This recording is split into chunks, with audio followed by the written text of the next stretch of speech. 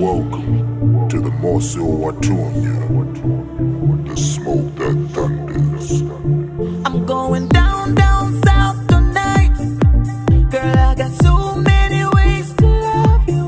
Let's fly away to a place where it's just you and me. That perfect getaway to that place where our dreams come true. Hey, girl, you know I like it when I'm kissing you, touching you, loving you. I'm talking about a place where the party goes out, the music captivating and the people are friendly. I'm talking Victoria Falls. Oh, let's go to Victoria Falls.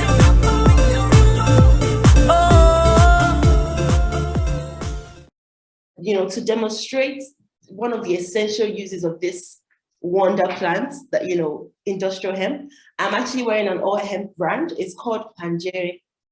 My dress is made from hemp and ashoke. Ashoke because I feel like Nigeria was the era that ashoke came in was one of our greatest eras. It was the oil boom. That was the symbol of wealth. You see people in their ofi and the ashokes. And hemp, it's breathable, it's comfortable. Like I'm so comfortable. I'm just so comfortable. So I want to just go to Dr. Zoro and just ask, what does Panjere mean? And can you talk about what that Shona, I know it's a Shona word, can you talk about what it means in appreciation to our ancestors? In Zimbabwe, we have two major dialects, that's Shona and Ndebele. So I'm Shona, and that's like widely spoken here, but then Shona has also got like its smaller dialects. However, the common word in vernacular for cannabis in Zimbabwe is mbanje. Okay, and in Sindebele they'll say impanje, or they have another word. I'm not remembering it right now, but it actually means like going crazy. So I don't know if it's original or if it's just a word, but generally it's mbanje. If you say mbanje, everyone understands what you're referring to. It might differ in other dialects. They'll say mbangi, but it sounds the same, right? But what was really striking and shocking is that mbanje is not even originally Shona. It was actually an evolved word because of the colonial masters, and because Mupanjere in my language means the one who gives wisdom.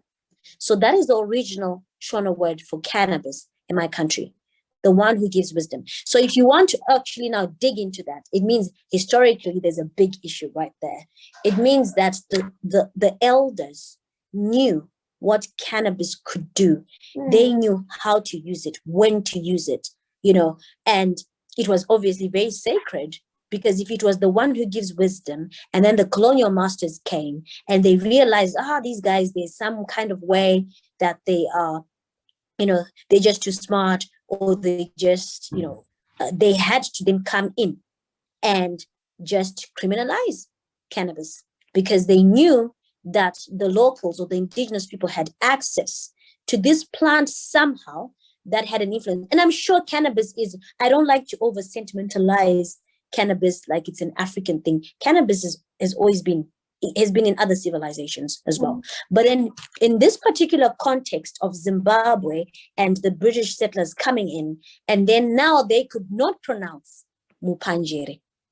They would say, but I mean, I have white friends who actually say Mpanji, and I can tell this has to be a true story. So they could not pronounce Mupanjere. They would say Mpanji. And then Mpanji evolved to Mbanje.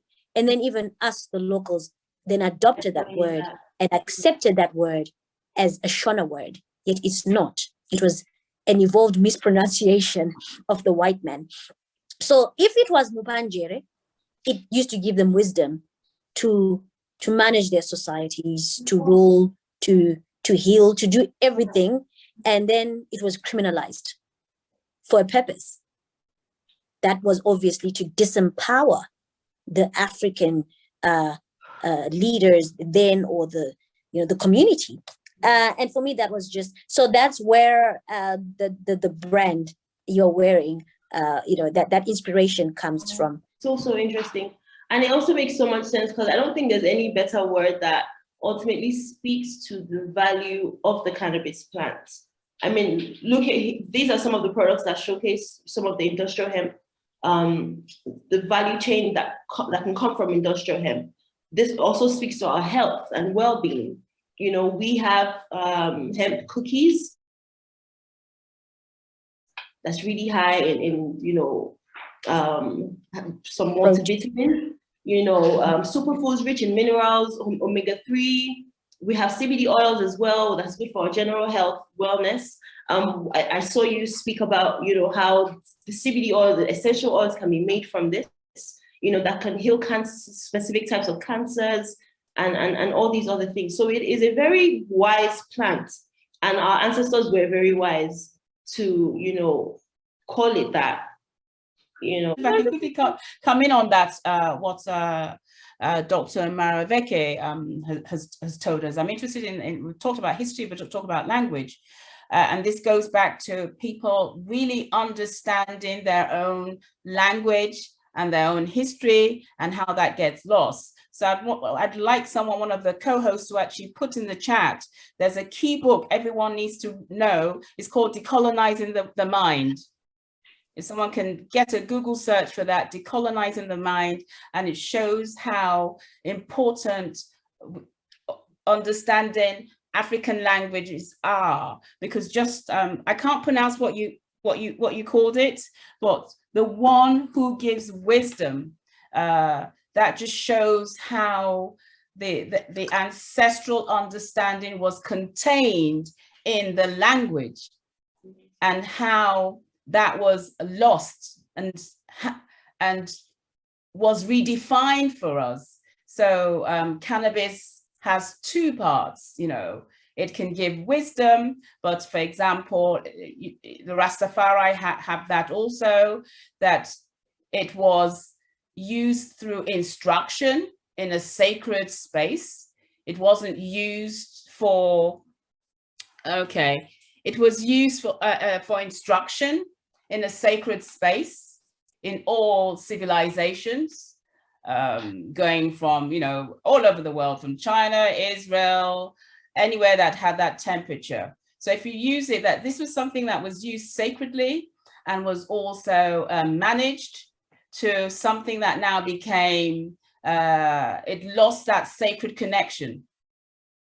And we see that in the language. So please, everyone read Decolonizing the Mind. We can't talk about claiming Africa without actually going back to our language. So thank you for sharing that Shona language with us.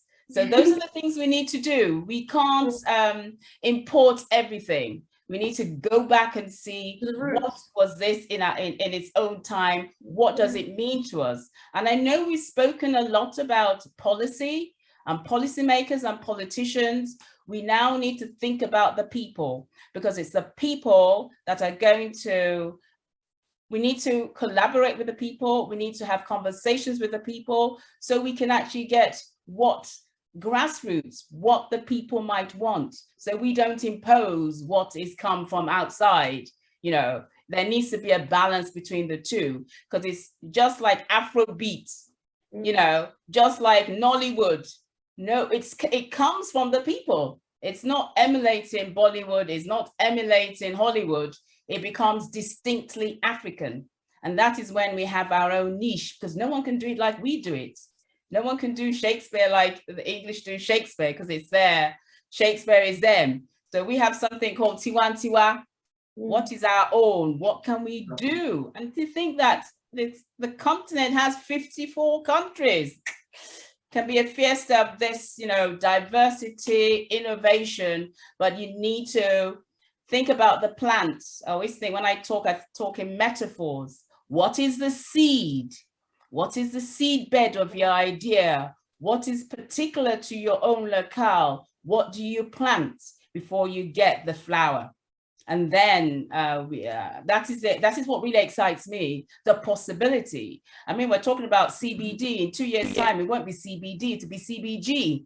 Cannabis has over 100 cannabinoids, you know. So yeah. Sorry, I just thought I'll just put that in. I got excited really by the language.